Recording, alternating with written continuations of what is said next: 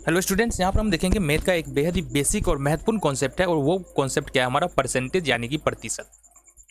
यहाँ पर हम क्या क्या देखने वाले हैं, सबसे पहले तो समझेंगे प्रतिशत होता क्या है और प्रतिशत का उपयोग हम लोग आम जीवन में किस प्रकार से करते हैं। देन दूसरी बात जो हमको देखना है कि प्रतिशत हमको निकालना कैसे है। तीसरी बात देखना है कि प्रतिशत को अपन फ्रैक्शन में किस प्रकार से व्यक्त कर सकते हैं, जैसा कि तुम देख पा रहे हो।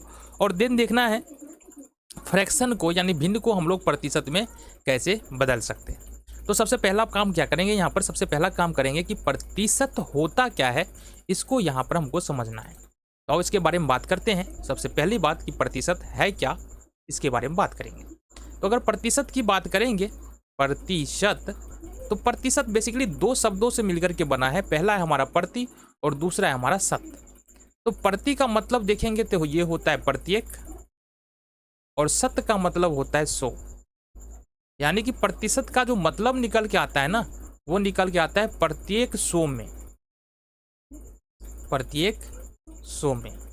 आ जाओ, अब अगर इसको हम और समझना चाहते हैं डीपली, तो इसके लिए हमको कुछ उदाहरण का प्रयोग करना पड़ेगा। यहाँ पर हम देखेंगे उदाहरण नंबर 1। सपोज अपने पास 100 गेंद है। कितने गेंद है? या किसी दुकानदार के पास 100 गेंद है और उस दुकानदार ने एक दिन में 15 गेंदों को बेचा है। कितना गेंद? 15 गेंदों को बेचा है। तो कितना प्रतिशत वह गेंद बेचा है?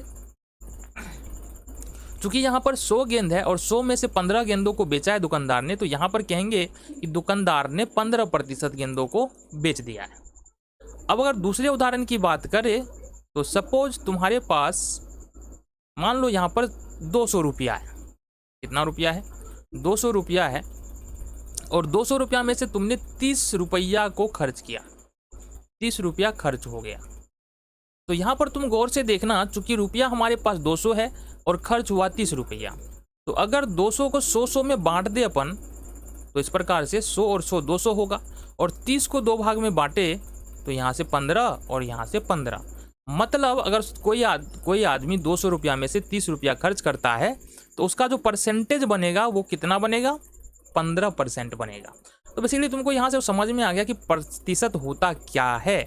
अब यहाँ पर हमको समझना है क्या प्रतिशत निकालते कैसे हैं। आओ इसके बारे में बात करते हैं। तो यहाँ पर हमको देखना है प्रतिशत कैसे निकालते हैं, इसके बारे में हम लोग बात करते हैं। प्रतिशत निकालना। अब देखो यहाँ से, सपोज जैसा कि हमारे पास एक क्वेश्चन लेते हैं। सपोज हमारे पास अगर x है और x कोई संख्या हो और x का अगर मान लो y प्रतिशत निकालना है, तो कैसे निकालेंगे? देखो, x का y प्रतिशत निकालने के लिए बड़ा सिंपल सा तरीका है। x का x लिखेंगे और का मतलब गुना होता है, तो यहाँ पर हम गुना लेंगे और y बट्टे हो जाएगा हमारा 100। तो इस प्रकार से हम क्या कर सकते हैं, प्रतिशत के रूप में संख्याओं को लिख सकते हैं। जैसे उदाहरण की बात करेंगे, जैसे अपन क्या करते हैं, 230 का 20% निकालते। कितना प्रतिशत? 20% निकालते हैं। तो सिंपली 230 का हम 230 लिखेंगे, का मतलब गुना, और 20। अब ये प्रतिशत लगने का मतलब है कि बट्टे में अपन 100 लगा देंगे। 1 0 से 1 0 कैंसिल, फिर 1 0 से 1 0 कैंसिल। ये 23 दूना कितना हो गया? 46%।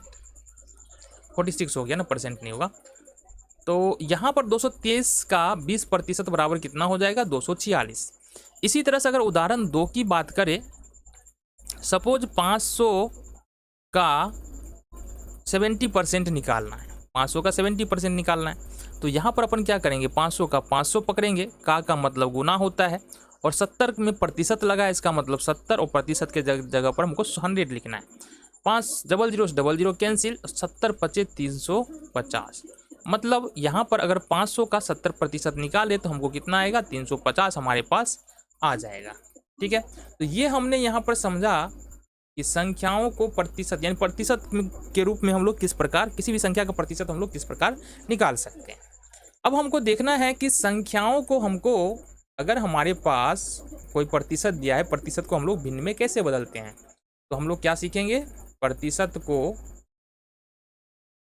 को भिन्न में बदलना। भिन्न में बदलना ये कैसे करते हैं, इसके बारे में हम बात करेंगे।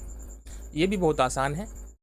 तो प्रतिशत में सपोज अपने पास सपोज x प्रतिशत है, इसको भिन्न में बदलना है तो x का x लिखो और परसेंटेज का मतलब हमने पहले ही बताया, परसेंटेज लगाए मतलब नीचे में 100 आ जाएगा।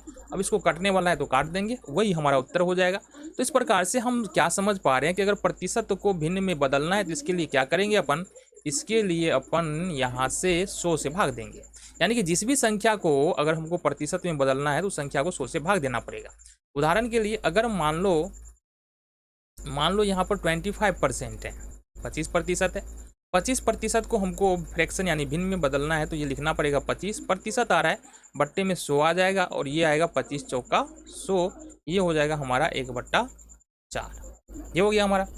आ जाओ दूसरे नंबर के प्रश्न को दूसरा उदाहरण देख लेते हैं। यहाँ पर जैसे हो गया मान लो 65%, तो इसको अगर प्रतिशत में बदलने जाएंगे तो सबसे पहले लिखना पड़ेगा 65, परसेंटेज है तो परसेंटेज की जगह नीचे में 100 आ जाएगा।